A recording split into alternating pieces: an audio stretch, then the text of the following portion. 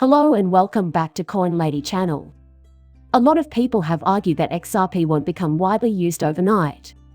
Nonetheless, I'd want to show you something in this video that's right around the corner and will change everything: the future. I think it will have an effect on XRP and make it the most frequently utilized digital asset for updating our financial system, but the fact that almost no one is talking about it is a significant problem.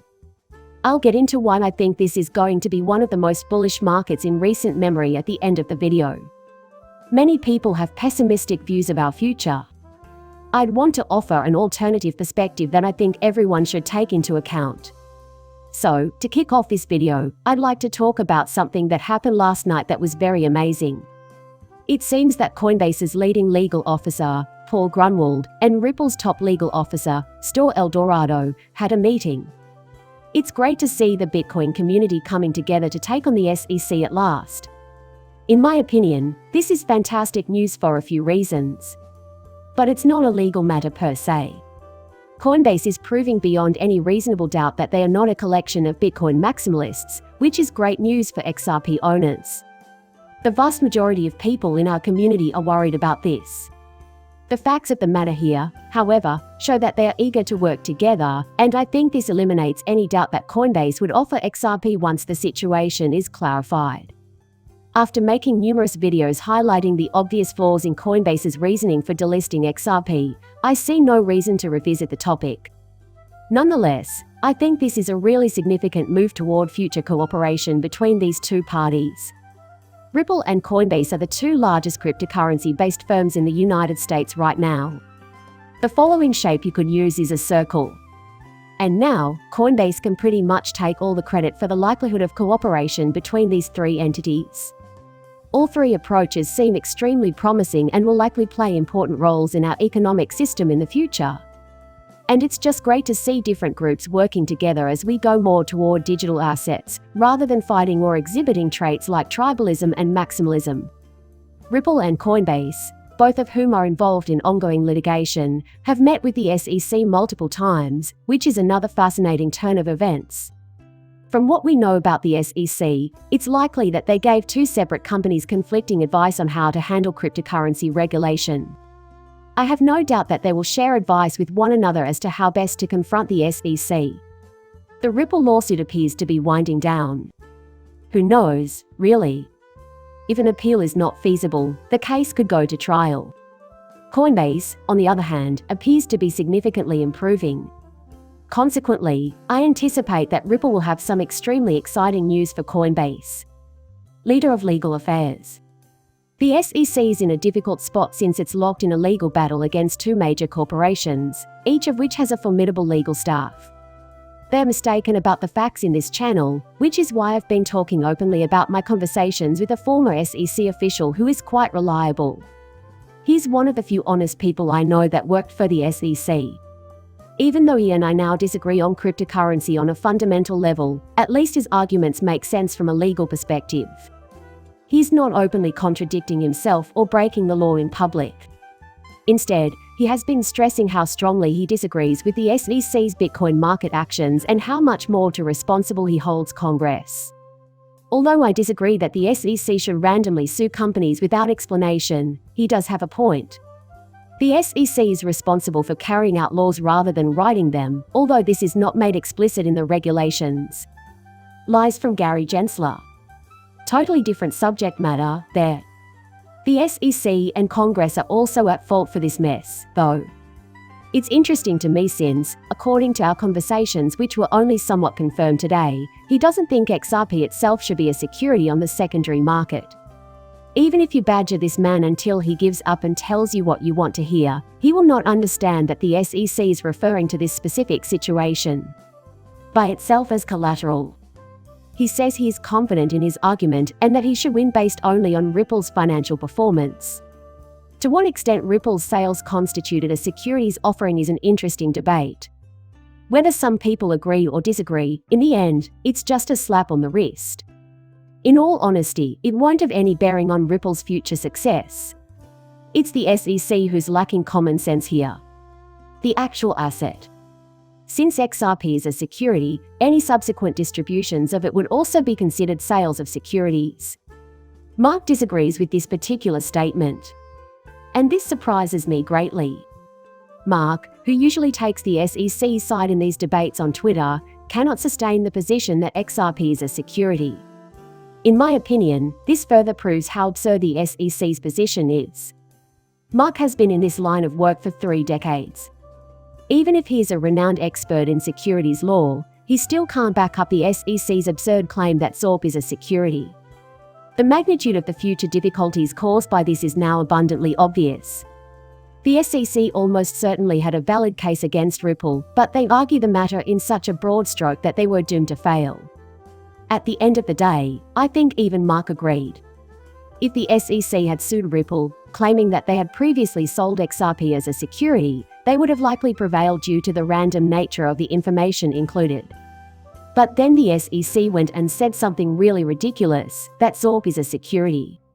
Coinbase is experiencing the same treatment from the SEC. Please find our wares here. As the SEC approaches, Coinbase is providing details on how they plan to operate within the securities environment. The SEC is stalling on implementing any new rules. The meeting of these two lawyers has the SEC very worried. The SEC has taken patently nonsensical arguments from a legal standpoint. This situation shows that there is tension between the two. Ex-members of the SEC staff do not approve of the current strategy. The SEC had a hard enough time taking on these businesses on its own, and now the corporations it targets are banding together in retaliation. The SEC, however, will be in deep trouble if they are working together. Finally, I congratulate Coinbase and Ripple for taking this move not only from a business perspective to help them grow into the titans of the cryptocurrency field, but also from a legal perspective, especially given how inconsistent they have been. The SEC has little chance of winning a fight against these two. In this instance, the SEC is on the wrong side of the law, as both Stuart Eldorado and Brad Garlinghouse have already argued. And they do. This is exactly the kind of thing that should make the SEC very nervous. Consequently, I'd want to shift gears and talk about the XRP Flipping Switch moment, as this topic has been widely discussed recently despite the fact that many in the community have expressed doubts that such a time would ever occur. However, there is one that I think is both plausible and easy to spot, and it is without a doubt a watershed event. There are no more legal hurdles for XRP. One judgment from Judge Torres will be like the flick of a switch, making XRP the only cryptocurrency with absolute legal certainty on a stated date. XRP will go from being the cryptocurrency with the fewest regulations to the coin with the most. Once it is given a clear legal definition, no other cryptocurrency will be able to accomplish the same. No one can predict what will happen to the price of XRP if it becomes the most compliant cryptocurrency on the market. Gary Gensler has said in past interviews that institutional investors are eager to get into the cryptocurrency market. Although many would welcome institutional, large-scale bank, and payment processor participation in the Bitcoin market, these entities are prevented from doing so by stringent regulatory restrictions. It's impossible to justify handling the material when the SEC threatens to classify anything as an unregistered security. However, if XRP receives a clear definition from the court, it will be the first cryptocurrency with definitive clarity that these massive institutions may obtain. The potential impact on expenses is unknown at this time. You can see the massive bull run on this chart right now. All of this was just speculation. These people were among the first to fully grasp what XRP entailed. People were just starting to get it at that moment. What about using this in a society without a functioning monetary system? Just guessing at this point. Back home, it's all just talk. Ripple was, in fact, becoming more practical. Yes, there were a few minor occurrences, but they pale in comparison to what's to come. Once XRP has legal certainty, all the main events can be ushered in and all the things we already know will occur can finally be put into motion. Who knows how that will affect the price? It's entirely feasible that this year's surge may surpass the one we experienced in 2018. Everyone is sure that 2019 will not be able to top the success of 2018. There has never been anything like this before. This surge in price was entirely based on hopes and dreams about what the future may hold for XRP. This is the whole story.